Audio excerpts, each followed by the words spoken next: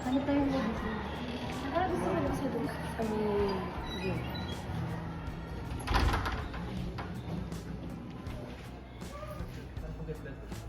Hindi ko ito. Parang mobile natin. Ito. Ito. Wait lang. Tingnan natin doon. Ito. Tara. Tara tayo. Parang familiar. Familiar siya. Sabi ko. Ito nga. Ay! Nakadami akong dikit din yan.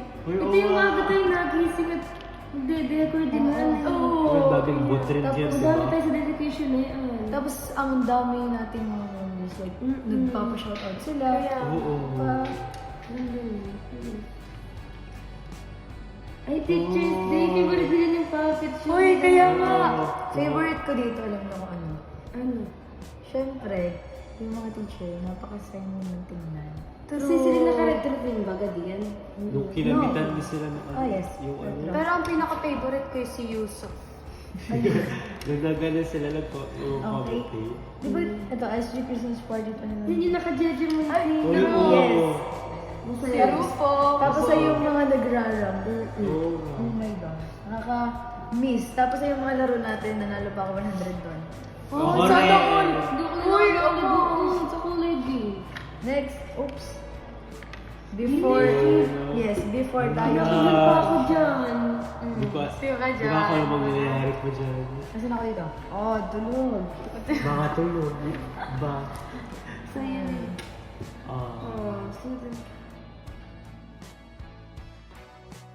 Parang dati lang, tayo pa yung nagre-ready ng mga events dito sa school.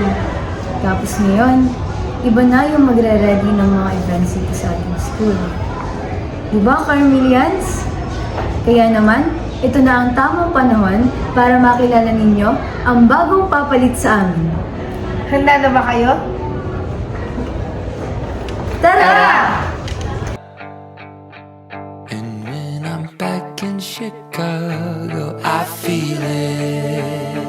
Another version of me. I was in it. I wave goodbye to the end of beginning. And when I'm back in Chicago, I feel it. Another version of me. I was in it. I wave goodbye to the end of beginning.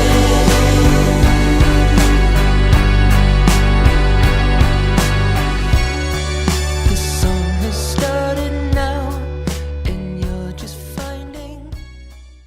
Hi, I'm Justin Maynard Imiranya. Hi, I am Julian Isabel Armorelia. Hi, I am Princess Ariel S. Flora. Hi, I'm Antonia Griti Piña Verde From grade 9 Help of Christians. from grade 9 Ark of the Covenant. From grade 9 Ark of the Covenant. And I'm from Ark of the Covenant. Para sa iyo, ano ang katangian ng isang leader na pinakamahalaga? Ipaliwanag. Para po sana yung malakas po ang loob ninyo. Dahil po kung wala po lakas ng loob ay hindi mo po makakaya mapasunod yung mga kapwa mag-aaral at mga klase mo po. Bakit karapat-dapat kang mapabilang sa posisyon ng Big Four? Para po sa akin, karapat-dapat po ako dahil sa mga experience ko din po na katulad nga po pagiging senator ay nalinang na po yung aking kakayahan sa pagpapasunod at pagiging leader. Para sa iyo, ano ang isang leader?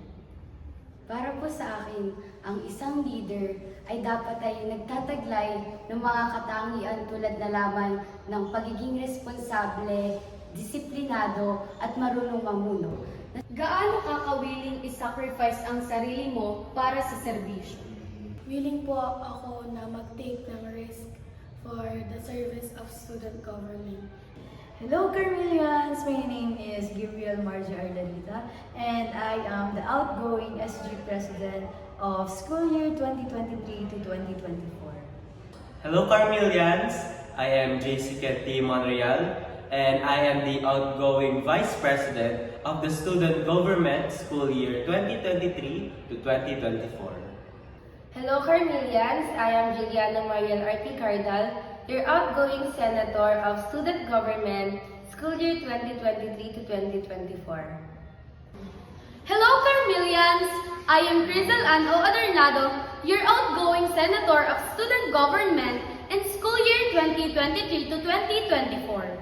Ang pinaka-memorable na experience ko sa pagiging president ay yung makakakilala ko ng maraming tao at nakikipag-socialize ako sa iba't ibang grade level. Kahit napaka-busy namin, ay nagagawa namin maglaan ng oras para sa SG at yun na rin yung nagsisilbi naming bonding as a team, as a student government council or official.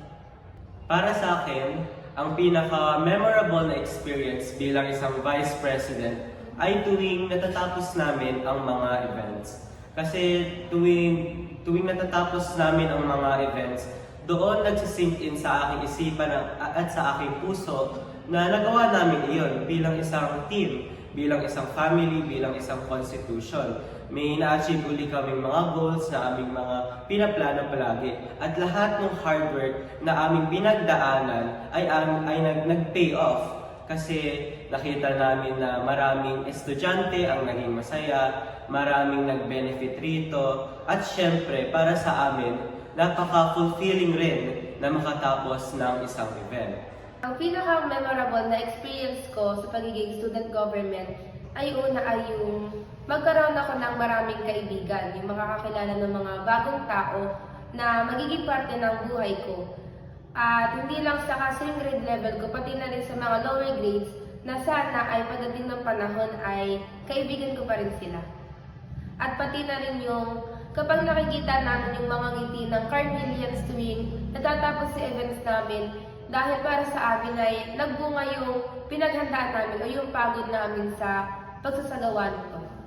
Generally, ang isa sa pinaka-memorable na experience ko as student government ay nang mabigyan ako ng pagkakataon na maging bahagi ng Big Four.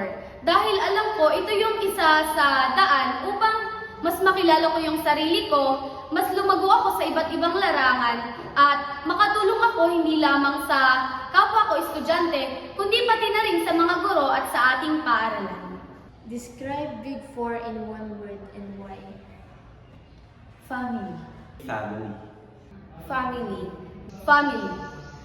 Dahil sila yung mga kasama ko kapag nahihirapan kami gumawa ng mga proposal, sila yung mga kasama ko sa mga downsides at saka sa mga pros and cons ng buhay namin as SG officer. Because first of all, Big Four is like a family to me, a family to everyone that belongs to the Big Four. Dahil katulad ng mga pamilya, kami yung magkakasama sa oras ng kalungkutan, sa mga problema, at ganoon na rin yung mga selebrasyon na sa aming buhay, yung mga kagalakan na nangyayari sa buhay namin. Dahil ang Big Four ang kasama namin sa up and down, sila yung nariyan na kasama namin sa paglago namin.